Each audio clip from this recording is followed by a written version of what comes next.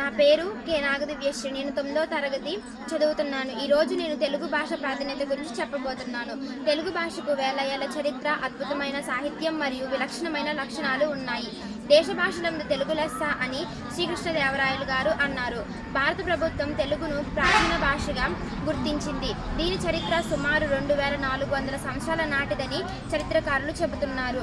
11వ శతాబ్దంలో నన్నయ్య రాసిన మహాభారతం నుండి తెలుగు సాహిత్యం ఒక క్రమ పద్ధతిలో వికసించింది. తెలుగును ఇటాలియన్ ఆఫ్ ద ఈస్ట్ గా పిలుస్తారు, ఎందుకంటే తెలుగులో ప్రతి పదం కూడా చివరి అచ్చుతో ముగుస్తుంది. తెలుగు సాహిత్యం చాలా వైవిధ్యమైనది. దీనిలో ప్రబంధం, అవధానం, కథానిక, కథ, పద్యం, అలాగే పర్యాయ పదాలు, నానార్థాలు, ప్రకృతి వికృతులు, సందులు, సమాసాలు, అలంకారాలు, ఛందస్సు మొదలైనవి ఎన్నో ఉంటాయి. తెలుగు భాష కేవలం సమాచార సాధనం కోసమే కాకుండా మన సంస్కృతికి, సంప్రదాయానికి కూడా చిహ్నం.